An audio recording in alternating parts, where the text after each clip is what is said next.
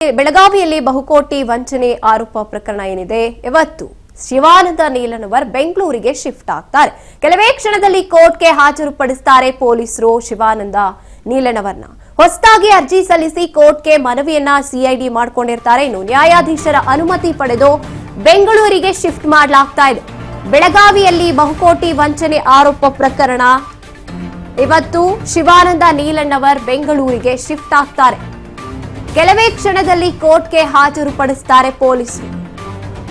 ಇನ್ನು ಹೊಸದಾಗಿ ಅರ್ಜಿಯನ್ನ ಸಲ್ಲಿಸಿ ಕೋರ್ಟ್ಗೆ ಮನವಿ ಮಾಡ್ಕೋತಾರೆ ಸಿಐಡಿ. ಬೆಂಗಳೂರಿಗೆ ಕರ್ಕೊಂಡು ಹೋಗುವಂತ ಅಥವಾ ಶಿಫ್ಟ್ ಮಾಡುವಂತ ವಿಚಾರದಲ್ಲಿ ನ್ಯಾಯಾಧೀಶರ ಅನುಮತಿ ಪಡ್ಕೊಂಡಿರುವಂತದ್ದು. ಬೆಂಗಳೂರಿಗೆ ಕರ್ಕೊಂಡು ಬಂದು ಸಿಐಡಿ ಕಚೇರಿಯಲ್ಲಿ ವಿಚಾರಣೆಯನ್ನ ಮಾಡಲಾಗುತ್ತೆ. 4,500 ಕೋಟಿ ಹಗರಣ ವಿಚಾರ.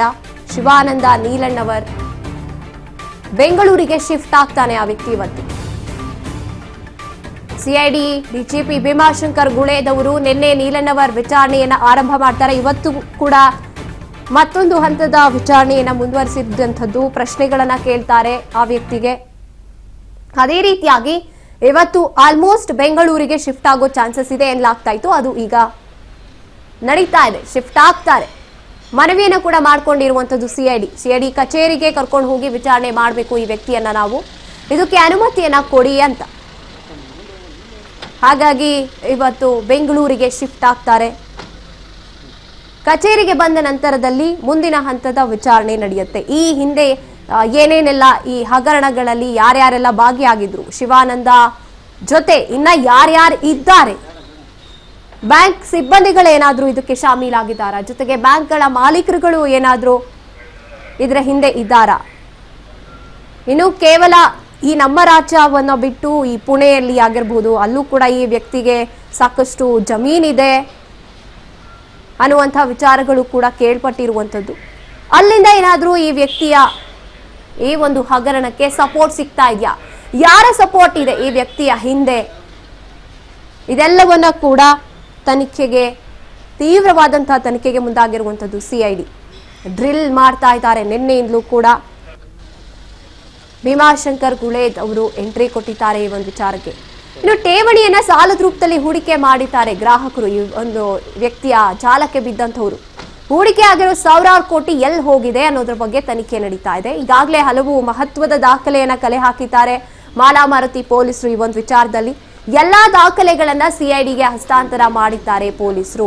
ಹಾಗಾಗಿ ಆ ದಾಖಲೆಗಳು ಜೊತೆಗೆ ಈ ವ್ಯಕ್ತಿಗೆ ಕೇಳುವಂತಹ ಪ್ರಶ್ನೆಗಳು, ಅವನು ಏನೇನು ಉತ್ತರಗಳನ್ನ ನೀಡ್ತಾನೆ, ಯಾರ ಹೆಸರನ್ನಾದ್ರೂ ಬಾಯ್ ಬಿಡ್ತಾನ ಅಥವಾ ಹೇಗೆಲ್ಲ ಪ್ಲಾನ್ ಮಾಡಿಕೊಂಡ್ರು, ಎಷ್ಟು ಮಂದಿಯ ಹಣವನ್ನ ಪೀಕಿದ್ದಾನೆ, ಯಾವ ರೀತಿ ಆರಂಭ ಆಯ್ತು, ಇದೆಲ್ಲವೂ ಕೂಡ ಯಾರ ಸಪೋರ್ಟ್ ಇದ್ದಿದ್ರಿಂದ ಈ ವ್ಯಕ್ತಿಗೆ ಇಷ್ಟೊಂದು ಧೈರ್ಯ ಬಂತು, ಎಲ್ಲವನ್ನ ಕಲೆ ಹಾಕ್ತಾರೆ.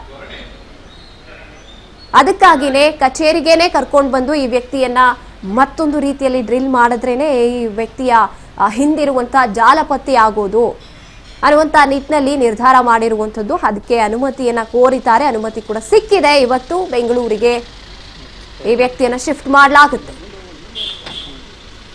ಯಾರ್ಯಾರು ಇದ್ದಾರೆ ಅನ್ನುವಂಥದ್ದು ಗೊತ್ತಾಗಬೇಕಾಗಿದೆ.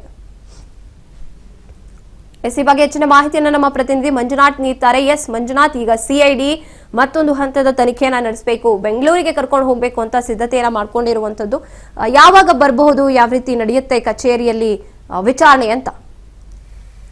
ಗಾಯತ್ರಿ, ನಿನ್ನೆ ಡಿಐಜಿ ಸಿಐಡಿ ಡಿಐಜಿ ಆಗಿರ್ತಕ್ಕಂಥ ಭೀಮಾಶಂಕರ್ ಗುಳೇದವರು ಬೆಳಗಾವಿಗೆ ಬಂದ ತಕ್ಷಣ ಜಿಲ್ಲಾಧಿಕಾರಿಗಳಿಂದ ಕೂಡ ಕೆಲವು ಗಂಟೆಗಳ ಕಾಲ ಮಾಹಿತಿಯನ್ನ ಪಡಿತಾರೆ. ಅದಾದ ಬಳಿಕ ಬೆಳಗಾವಿ ನಗರ ಪೊಲೀಸ್ ಆಯುಕ್ತರ ಕಚೇರಿ ಏನಿದೆ ಅಲ್ಲಿ ಕೂಡ ಸತತವಾಗಿ 2 ಗಂಟೆಗಳ ಕಾಲ ಒಂದು ಮೀಟಿಂಗ್ ಅನ್ನ ಮಾಡ್ತಾರೆ. ಅದಾದ ಬಳಿಕ ಅಲ್ಲಿಂದ ನೇರವಾಗಿ ಮಾಳಮಾರುತಿಯ ಸ್ಟೇಷನ್ಗೆ ಎಲ್ಲಿ FIR ಆಗಿತ್ತು ಆ ಸ್ಟೇಷನ್ಗೆ ಬಂದು ಅಲ್ಲಿರ್ತಕ್ಕಂಥ ಈ ಶಿವಾನಂದ ನೀಲಣ್ಣವರು ಏನಿದಾನೆ ಅವನನ್ನ ಸಿಐಡಿ ಡಿಐಜಿ ಆಗಿರ್ತಕ್ಕಂಥ ಡಾಕ್ಟರ್ ಭೀಮಾಶಂಕರ್ ಗುಳೇದವರು ಕೂಡ ವಿಚಾರಣೆ ಮಾಡ್ತಾರೆ. ಅದಾದ ಬಳಿಕ ಈ ಹೂಡಿಕೆ ಮಾಡಿರ್ತಕ್ಕಂಥ ಹಣ ಎಲ್ಲಿದೆ ಅನ್ನೋ ಬಗ್ಗೆ ವಿಚಾರಣೆ ಮಾಡಿದ ಅಂತೇಳಿ ಈಗ ಮಾಹಿತಿ ಬರ್ತಕ್ಕಂತ ಇರುವಂತದ್ದು.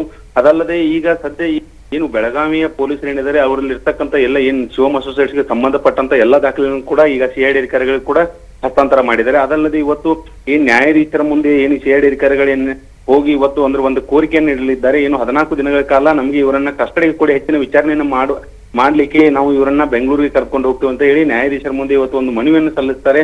ಅದಾದ ಬಳಿಕ ನ್ಯಾಯಾಧೀಶರು ಇವರನ್ನ ಎಷ್ಟು ದಿನ ಅಂದ್ರೆ ಈ CID ಕಸ್ಟಡಿಗೆ ಏನ್ ಆದೇಶ ಮಾಡ್ತಾರೆ ಅನ್ನೋದು ಕಾದ್ ನೋಡ್ಬೇಕಾಗಿದೆ. ಅದಲ್ಲದೆ ಇವತ್ತು ಎಲ್ಲಾ ರೀತಿಯಾಗಿ ಈಗ ಪೊಲೀಸ್ ಠಾಣೆಯಲ್ಲಿ ಏನು ಇವನನ್ನ ಯಾವ ರೀತಿಯಾಗಿ ಕರ್ಕೊಂಡು ಹೋಗ್ಬೇಕು ಅದಕ್ಕೆ ಸಂಬಂಧಪಟ್ಟಂತ ಎಲ್ಲಾ ದಾಖಲೆಗಳನ್ನು ಕೂಡ ಈಗ ಏನು CID ಅಧಿಕಾರಿಗಳಾಗಿರ್ಬೋದು, ಇಲ್ಲೋ ಏನು ಮಾಳ್ಮಾರುತಿ ಪೊಲೀಸ್ ಆಗಿರ್ಬೋದು, ಎಲ್ಲವೂ ಕೂಡ ಈಗ ಸದ್ಯ ತಯಾರು ಮಾಡ್ತಾ ಇದ್ದಾರೆ. ಏನ್ ಕೆಲವು ಗಂಟೆಗಳ ಬಳಿಕ ಇವರನ್ನ ನ್ಯಾಯಾಧೀಶರ ಮುಂದೆ ಹಾಜರುಪಡಿಸಿ ಅಲ್ಲಿಂದ ಅವರು ಯಾವ ರೀತಿಯಾಗಿ ಆದೇಶ ಮಾಡ್ತಾರೆ ಅದಾದ ಬಳಿಕ ಶಿವಾನಂದ್ ನೀಲನ್ ಅವರು ಏನಿದ್ದಾರೆ ಇವನನ್ನ ಬೆಂಗಳೂರಿಗೆ ಶಿಫ್ಟ್ ಮಾಡೋ ಸಾಧ್ಯತೆ ಇದೆ Gayatri. Yes, thank you Manjunath ನಿಮ್ಮೆಲ್ಲ ಮಾಹಿತಿಗಾಗಿ. ಎಸ್, ಬೆಳಗಾವಿಯಲ್ಲಿ ಈ ವ್ಯಕ್ತಿ